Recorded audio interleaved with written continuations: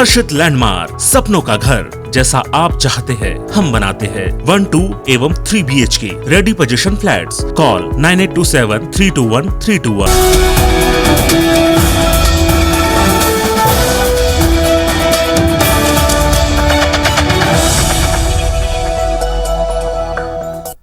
नमस्कार, आप देख रहे हैं IBC 24। मैं हूं आपके साथ विजय कुमार पंड्या। शुरुआत करेंगे रात 10 बजे की इस बुलेटिन की। सबसे पहले पन्ना से एक बड़ी खबर मिल रही है। एसिड अटैक के 2 आरोपी गिरफ्तार किए हैं। पुलिस ने दोनों आरोपियों का जुलूस भी निकाला है। तो छेड़छाड़ के बाद आज एक नाबालिग पर एसिड डाल दिया गया था। उसकी आंखों में गंभीर अवस्था में उसे अस्पताल में भर्ती कराया गया था। पवई थाने के बराहो गांव की यह घटना थी, जहां को गिरफ्तार किया गया है। पुलिस ने दोनों आरोपियों का जुलूस भी निकाला है। तस्वीरें आप पहली तस्वीर देख रहे हैं, जहां उस पीड़ित को भर्ती कराया गया अस्पताल में। उसके बाद पुलिस ने दोनों आरोपियों को गिरफ्तार कर लिया है और उनका जुलूस भी निकाला है। अमित खरे पन्ना से हमारे संवाददाता हमारे साथ जुड़ गए हैं। अमित, जल्द ही कार्रवाई की पुलिस ने, दोनों की पहचान कर ली और गिरफ्तार भी कर लिया। बिल्कुल विजय जी, जिस तरह से साइबर टीम ने चारों तरफ से अपनी ट्रैकिंग के माध्यम से इनकी मोबाइल ट्रेसिंग की और इनका पता लगा कि ये पहाड़ी केरा के जंगलों में छुपे हुए हैं, उसको लेकर पुलिस ने तत्परता से कार्रवाई की और 3 टीमें बनाकर इन अपराधियों को पकड़ने में सफलता हाथ लगी। सबसे बड़ी बात विजय ये है कि इन आरोपियों को 5 घंटे के ही अंदर गिरफ्तार कर लिया है, क्योंकि 2 दिन बाद मुख्यमंत्री का पन्ना दौरा है और इस तरह की घटना हो जाना, वास्तव में मीडिया में जिस तरह से ये घटना आई थी उससे पुलिस की किरकिरी हो रही थी। उसके बाद पुलिस ने इनको पकड़कर पन्ना की मुख्य मार्गों से निकालकर इनका जुलूस निकाला है। पुलिस के कप्तान का कहना है कि जिस तरह से ये अपराधियों ने इतनी बड़ी घटना को अंजाम दिया कि पन्ना में अपराधियों पर पुलिस का खौफ रहे और पूरी तरह से आम आदमी सुरक्षित रहे, उसी को लेकर ये कार्रवाई की गई है और इनका जुलूस रोडों पर निकाला गया है ताकि अपराधियों में खौफ रहे। जी अमित, तस्वीरें हम देख रहे हैं, दोनों अपराधियों को पुलिस लेकर जा रही है, ठीक से चल भी नहीं पा रहे हैं, रिमांड पे भी ले लिया है शायद पुलिस ने। देखिए जी, अभी पुलिस ने इनको गिरफ्तार किया है। कल सुबह न्यायालय में इन्हें पेश किया जाएगा और न्यायालय के बाद इनको रिमांड की भी तैयारी है। पुलिस का कहना है कि इनसे पता चलेगा कि आखिर इन्होंने और कितनी घटनाओं को अंजाम दिया है और इनके क्षेत्र में किस किस तरह के आर्म्स एक्ट के भी सूत्र बता रहे हैं कि इनके मामले हैं। तो पुलिस बहुत जल्दी इन पर कार्रवाई जिला बदर की भी करने वाली है। तो पूरा खाका तैयार कर लिया गया है और जल्द ही इन पर एक बहुत बड़ी कार्रवाई होने वाली है। शुक्रिया अमित इस तमाम बातचीत के लिए। तो 5 घंटे में ही आरोपी पकड़े गए हैं और पुलिस ने उनका जुलूस भी निकाला है। तस्वीरें आप देखें।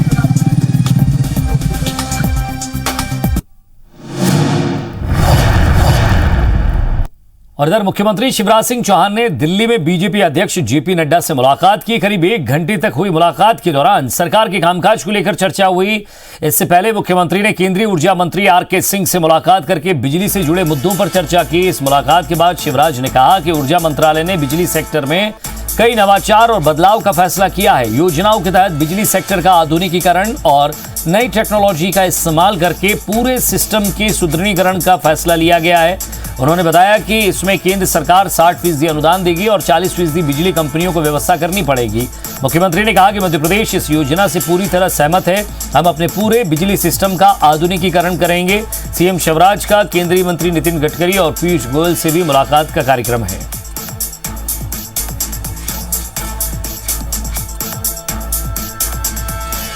प्रधानमंत्री जी ने ऊर्जा मंत्रालय भारत सरकार ने बिजली के सेक्टर में आमूलचूल परिवर्तन करने का फैसला किया है। मध्य प्रदेश उस योजना से पूरी तरह से सहमत है और हम अपने पूरे बिजली के सिस्टम का आधुनिकीकरण करेंगे। उस संबंध में माननीय मंत्री जी से विस्तार से हमारी चर्चा हुई है। और मध्य प्रदेश में होने वाले उपचुनाव को लेकर बीजेपी में बैठकों का दौर जारी है और इसी कड़ी में उपचुनाव में जीत की रणनीति बनाने के लिए भोपाल में बीजेपी की बड़ी बैठक हुई है। प्रदेश अध्यक्ष वीडी शर्मा और प्रदेश प्रभारी मुरलीधर राव की मौजूदगी में अलग अलग संभाग के महामंत्रियों के साथ ये बैठक हुई है। वीडी शर्मा ने बताया कि बैठक में पार्टी के आगामी कार्यक्रमों को लेकर समीक्षा बैठक हुई, साथ ही उपचुनाव की तैयारियां और प्रदेश में राजनीतिक हालात पर चर्चा हुई। बैठक में 7 अक्टूबर तक चलने वाले सेवा समर्पण अभियान की भी समीक्षा की गई। इस बैठक में राष्ट्रीय सह संगठन मंत्री प्रकाश, प्रदेश प्रभारी मुरलीधर राव, प्रदेश संगठन महामंत्री सुहास भगत और सह संगठन महामंत्री हितानंद शर्मा भी मौजूद रहे।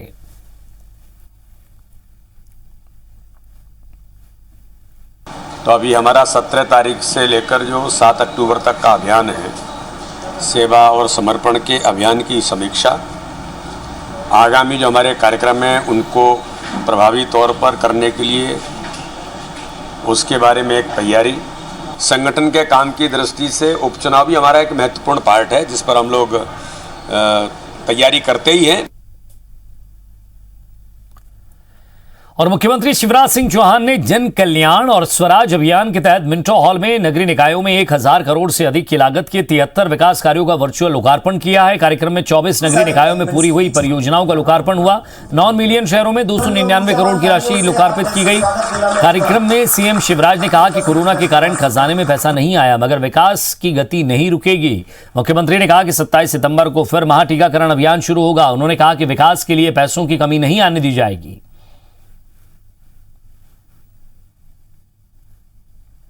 गरीबों को स्थान जरूर रहने, आखिर झुग्गियां क्यों पनपती?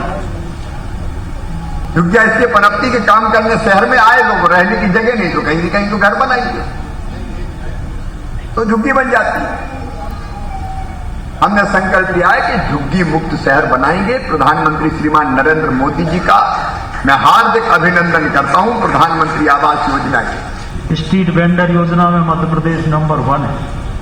प्रधानमंत्री आवास योजना में मध्य प्रदेश नंबर 1 है। ये सब अगर संभव हुआ है तो हमारे माननीय यशस्वी मुख्यमंत्री, जिनके नेतृत्व से हम सबको प्रेरणा मिलती है, उनकी प्रेरणा से हुआ है। और छत्तीसगढ़ में टूलकिट मामले पर पूर्व सीएम रमन सिंह और भाजपा प्रवक्ता संबित पात्रा को राहत मिल गई है। सुप्रीम कोर्ट ने इस मामले पर राज्य सरकार की याचिका को खारिज करते हुए हाईकोर्ट के फैसले का इंतजार करने को कहा है। इस मामले पर भाजपा ने ट्विटर पर लिखा है कि सच्चे का बोलबाला, झूठे का मुंह काला। कांग्रेस झूठ की मशीन है और झूठ की खेती करती है। भाजपा के ट्वीट पर कांग्रेस ने भी पलटवार करते हुए लिखा कि याचिका खारिज होना रमन सिंह को आरोप से मुक्त नहीं करता है। जीत तो हमारी तभी हो गई थी जब ट्विटर ने हमारे पत्र का संज्ञान लिया। रमन सिंह के उस ट्वीट को ट्विटर अभी भी मैनिपुलेटेड मीडिया बता रहा है। टूलकिट मामले में राष्ट्रीय भाजपा नेताओं समेत पूर्व सीएम रमन सिंह ने कांग्रेस से संबंधित बताए गए डॉक्यूमेंट्स को ट्विटर और सोशल मीडिया पर शेयर किया था। इस पर कांग्रेस नेताओं ने रमन सिंह और संबित पात्रा पर केस दर्ज कराया था, जिसे रमन सिंह ने हाईकोर्ट में चुनौती दी और हाईकोर्ट में जांच पर रोक लगाते हुए कहा था कि दोनों दलों के बीच राजनीतिक प्रतिद्वंद्विता से जुड़ा हुआ मामला है, जिसके बाद राज्य सरकार ने सुप्रीम कोर्ट में याचिका लगाई थी।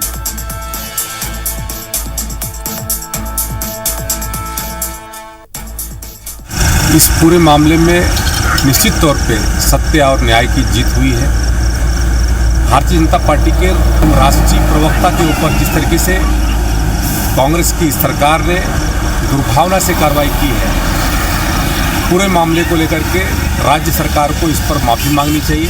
रमन सिंह जैसे वरिष्ठ नेता के द्वारा अपने ट्विटर हैंडल से फर्जी दस्तावेजों को सार्वजनिक किया गया। स्वयं ट्विटर ने इसे मैनिपुलेटेड मीडिया करार दिया। रमन सिंह जी ने हाई कोर्ट जाके एफआईआर की जांच पर रोक लगाने का आवेदन दिया, जिसे हाई कोर्ट ने स्वीकार किया। और आज प्रदेश कांग्रेस अध्यक्ष मोहन मरकाम ने 5 जिलों के दौरे के तहत गुरेला, पिंडरा, बरवाई पहुंचे, जहां वो बूथ कमेटियों के गठन में शामिल हुए हैं, जहां उन्होंने कमेटी के गठन के दौरान गांव वालों से 1-to-1 चर्चा की। उन्होंने कहा कि संगठन का काम प्रदेश के कार्यकर्ताओं को एकजुट रख चुनाव लड़वाना होता है और हम उसी के काम में जुटे हुए हैं।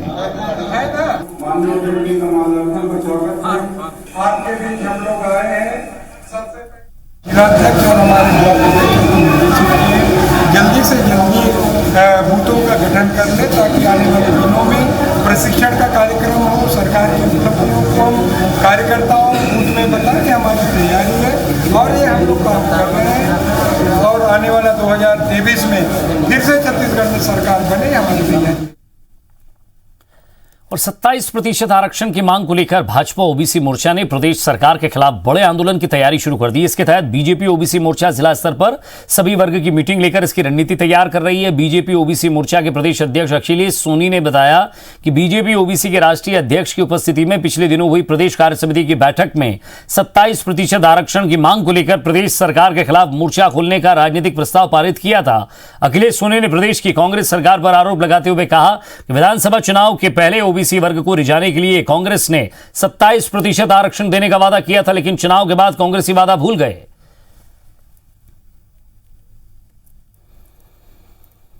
अब हम इस सरकार, कांग्रेस की सरकार को बाध्य करेंगे, जिलों जिलों में आंदोलन करेंगे, बड़े बड़े धरना प्रदर्शन सभी जिला मुख्यालयों में करेंगे, ताकि 27% आरक्षण जो ओबीसी समाज का हक है, इस राज्य की आधी आबादी का जो हक है, उसको दिलाने के लिए इस सरकार के खिलाफ हम एक बड़ा जन आंदोलन छेड़ने जा रहे हैं। घोषणा कर दिया है, यहाँ पहले मुख्यमंत्री जी ने अनाउंस किया है, तो अब उसका हेड काउंटिंग होना है, तो सभी लोगों को अपना प्रभावी भूमिका निभाना है। अभी ओबीसी का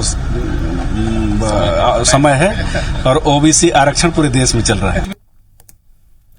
और बिलासपुर में कांग्रेस नेता और मंत्री टीएस सिंहदेव के करीबी प्रदेश कांग्रेस के सचिव पंकज सिंह के खिलाफ एफआईआर के मामले ने तूल पकड़ लिया है। शहर विधायक शैलेश पांडे कार्रवाई के विरोध में खुलकर सामने आए। उन्होंने पुलिस पर गंभीर आरोप लगाते हुए कार्रवाई को राजनीतिक और दुर्भावनापूर्ण बताया।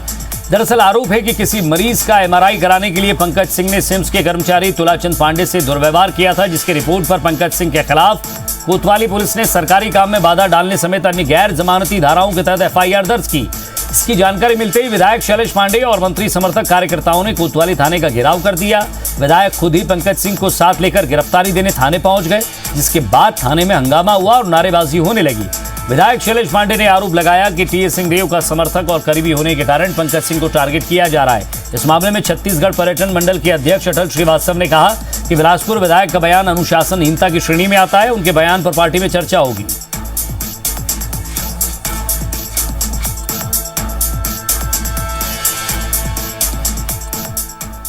लोग टीएस सिंहदेव के लोग हैं, इसलिए एफआईआर कर रहे होगा बार बार। मैं टीएस सिंहदेव का आदमी हूं, गरीबों को चावल बांटता हूं तो एफआईआर हो जाती है। पंकज सिंह गरीब लोगों के इलाज के लिए अगर थाने पर अस्पताल पहुंचता है तो बिना जांच के एफआईआर कर देते हो, कभी पूछते ही नहीं हो। तो ये तो निशाना किस लिए, ये तो बहुत ही राजनीतिक षड्यंत्र जैसा लग रहा है और पुलिस की कार्रवाई जो है दुर्भावनापूर्वक है। हालांकि हमने बोला है कि आप पंकज सिंह को गिरफ्तार कर लीजिए, हम तो गिरफ्तार करवाने के लिए यहाँ पर लाए थे। समाचार पत्रों के माध्यम से मुझे पता लगा कि मेरे ऊपर एफआईआर दर्ज हो गया, तो मैं गिरफ्तारी देने आया था। पुलिस ने बोला है कि अभी जांच चल रही है, जब जरूरत पड़ेगा तो बुलाएंगे। 3 दिन बाद एफआईआर दर्ज, किस आधार पर एफआईआर दर्ज? ये प्रार्थी के द्वारा जो है आवेदन दिया गया था, उसके आधार पर अपराध पंजीबद्ध किया गया है और उसमें जो है अग्रिम जो कार्रवाई है वो की जा रही है। मुझे लगता है कि वो सबसे पहले वो कांग्रेस के विधायक है, न कि किसी व्यक्ति विशेष के विधायक है, और ये कहीं ना कहीं अनुशासनहीनता की दायरे में आता है। इस तरीके का बयान देना, कानून को अपने हाथ में लेना, कानून को अपना काम नहीं देना भी ठीक नहीं है। और एक नजर बिग न्यूज पर। मधुकुंज अगरबत्ती प्रेजेंट्स बिग न्यूज।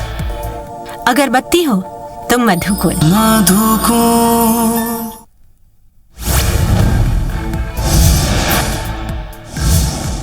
पंजाब के सीएम पद से इस्तीफा देने के बाद कैप्टन अमरिंदर सिंह ने अब बड़ा सियासी हमला किया है। कैप्टन ने राहुल और प्रियंका को अपने बच्चे जैसा बताते हुए कहा कि उन्हें अभी राजनीति का अनुभव नहीं है। कैप्टन ने यह भी कह दिया कि वो नवजोत सिंह सिद्धू को किसी भी सूरत में सीएम नहीं बनने देंगे। कोरोना से हुई मौत पर अब पीड़ित परिवार को 50,000 रुपए का मुआवजा दिया जाएगा। राष्ट्रीय आपदा प्रबंधन अथॉरिटी ने सुप्रीम कोर्ट को इस बात की जानकारी दी है। ये पैसा राज्यों के आपदा प्रबंधन कोष से मिलेगा। दरअसल कोर्ट ने न्यूनतम मुआवजे पर केंद्र सरकार को गाइडलाइन जारी करने के लिए कहा था। आईपीएल 2021 के फेज 2 पर कोरोना महामारी का साया मंडराने लगा है। हैदराबाद के तेज गेंदबाज टी नटराजन कोरोना पॉजिटिव हो गए हैं, जिसके बाद हैदराबाद के ऑलराउंडर विजय शंकर के अलावा 5 कोचिंग स्टाफ को आइसोलेशन में भेज दिया गया है। महंत नरेंद्र गिरी को बाघंबरी मठ के भू समाधि उनको दे दी गई है। अंतिम प्रक्रिया नरेंद्र गिरी के सुसाइड नोट में घोषित उत्तराधिकारी बलवीर से संपन्न कराई गई। इससे पहले उनके पार्थिव शरीर का स्वरूप रानी नेहरू हॉस्पिटल में 5 डॉक्टरों ने पोस्टमार्टम किया।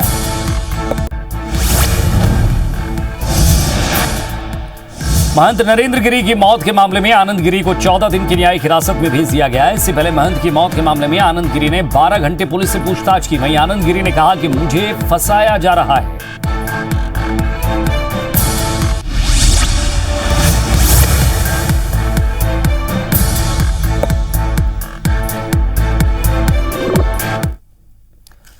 चलिए कुछ और खबरें देखते हैं। मध्य प्रदेश ने गेहूं और धान के रिकॉर्ड खरीदी के बाद समर्थन मूल्य पर ग्रीष्मकालीन मूंग खरीदने का रिकॉर्ड भी बनाया है और इस बार 1,85,000 किसानों से 4,39,437 टन मूंग खरीदी की गई है, जबकि केंद्र ने प्रदेश को 2,47,000 टन मूंग खरीदने की विशेष अनुमति दी थी। किसानों की मांग और उत्पादन को देखते हुए राज्य सरकार ने केंद्रीय कृषि मंत्री से खरीदी लक्ष्य बढ़ाने का अनुरोध किया है, जिसके बाद केंद्र ने कुल 2,47,000 टन मूंग समर्थन मूल्य पर 1,796 रुपए प्रति क्विंटल की दर से खरीदने की अनुमति दे दी है। यह लक्ष्य भी जल्द ही पूरा हो जाएगा, क्योंकि 3,27,072 किसानों ने पंजीयन कराया था, लेकिन हजारों किसान मूंग बेचने से वंचित रह गए।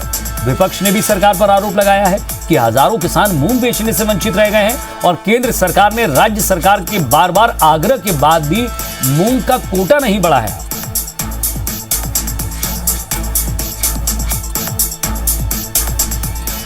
शिवराज सरकार ने घोषणा की थी मूंग का एक एक दाना खरीदेंगे। समर्थन मूल्य पे मूंग का कोटा बढ़ाने के लिए उन्होंने कई केंद्रीय नेताओं के आगे गुहार भी लगाई थी। सरकार उनकी है, डबल इंजन की सरकार है, फिर भी ये कोटा नहीं बढ़ाया गया। क्या आज प्रारब्ध है, अंत नहीं है। जितने लोगों के मूंग खरीदी किए जाने में रिकॉर्ड बनाया है, मध्य प्रदेश तो गेहूं खरीदी में भी रिकॉर्ड बना चुका है समर्थन मूल्य पर। मूंग का तो कल तक कोई सोच नहीं पाता था, जिस प्रकार से इसबगोल की फसल धारा 6(4) IBC के अंतर्गत कहीं ना कहीं मेंशन हो जाएगी, ये पहले कल्पना नहीं की जाती थी। इसबगोल की फसल को के नुकसान होने पर सरकारें कहती थी कि इसबगोल की फसल तो इसमें आती नहीं, प्राकृतिक आपदा। इसी प्रकार से मूंग की खरीदी में अगर 1000 लोगों को फायदा हुआ है और अगर सैकड़ों लोग रह गए हैं, मैं इस बात से कभी इनकार नहीं करता हूं।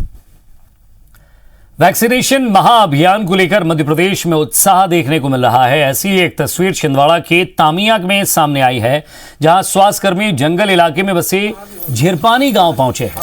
यहां करीब 51 लाख लोगों को वैक्सीन लगाई। गांव के बाहर नदी के तेज बहाव के बावजूद अपनी जान की परवाह किए बगैर सभी झिरपानी पहुंचे, जहां उन्होंने ग्रामीणों की मदद से नदी पार करके 51 लोगों को वैक्सीन लगाई है। गांव में अभी तक 243 लोगों को वैक्सीन लगाई जा चुकी है, लेकिन अब भी 40% लोग वैक्सीनेशन से वंचित हैं। स्वास्थ्य विभाग की टीम लगातार टारगेट पूरा करने की कोशिश कर रही है।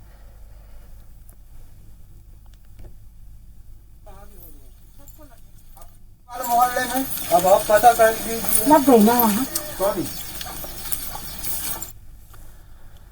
और बात दतिया की, जहां के इंदरगढ़ सामुदायिक स्वास्थ्य केंद्र में लापरवाही की एक तस्वीर सामने आई है, जहां एक महिला को गर्भावस्था के दौरान लगने वाला टीका उसे लगवाया गया था, जहां गर्भावस्था के दौरान लगने वाले टीके की जगह कोरोना का टीका लगा दिया, जबकि शिवानी को कोरोना के दोनों डोज पहले ही लगाए जा चुके थे। अब शिवानी वैक्सीन लगने के बाद से घबराहट और चक्कर आने की समस्या से जूझ रही है। शिवानी के परिजन स्वास्थ्य केंद्र की लापरवाही बता रहे हैं, वहीं बीएमओ ने परिवार को दोषी ठहरा दिया।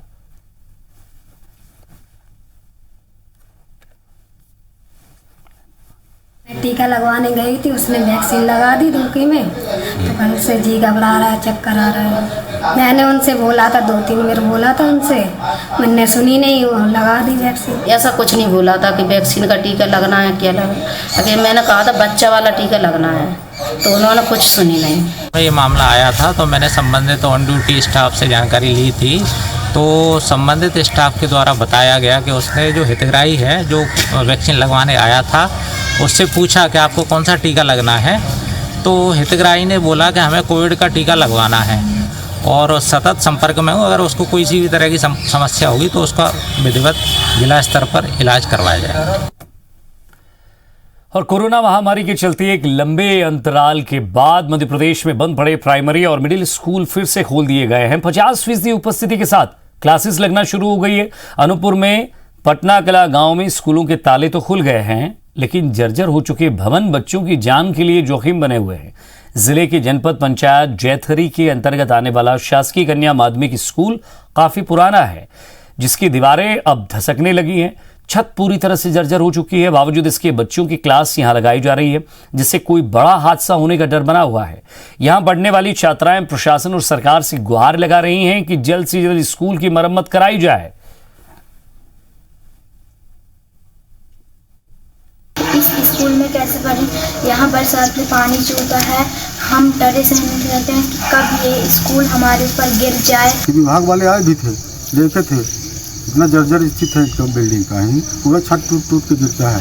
उनको दिखाई, इसके जो कैंपस है पूरा कीचड़ रहता है, बच्चे आते डरते हैं। अभी बच्चों को बैठने से लिए मौके पर जाकर सहायक आयुक्त महोदय द्वारा मना कर दिया गया है और सुरक्षित स्थान पर बालक छात्रावास में उक्तशाला संचालित कराई जा रही है। और इसी के साथ फिलहाल इस बुलेटिन में इतना ही। नमस्कार।